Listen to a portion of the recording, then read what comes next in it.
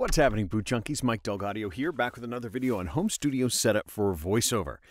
And I just got off a Skype a few minutes ago with my friend Tim in New Zealand.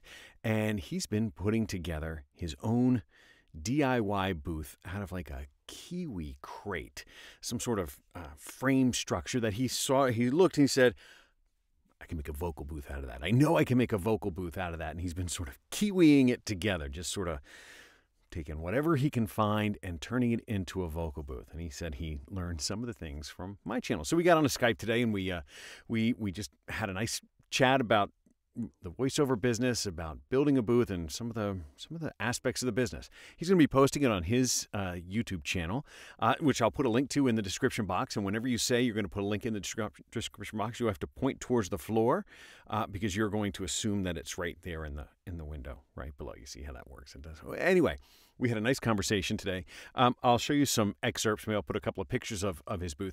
But he's really been just putting it together with whatever materials he can get his hands on. But, you know, trying to make it a good sound acoustic space. And he's got a limited space, limited budget, and he's really trying to make a go of it to make a good professional sounding booth. And based on our conversation today, I actually think he's making really good progress. So just do a little quick excerpt here, and then the rest of it, you'll go over to his channel to watch it. I just have learned that in the booth, you sweat. It's just what happens. When you're in the booth, you sweat.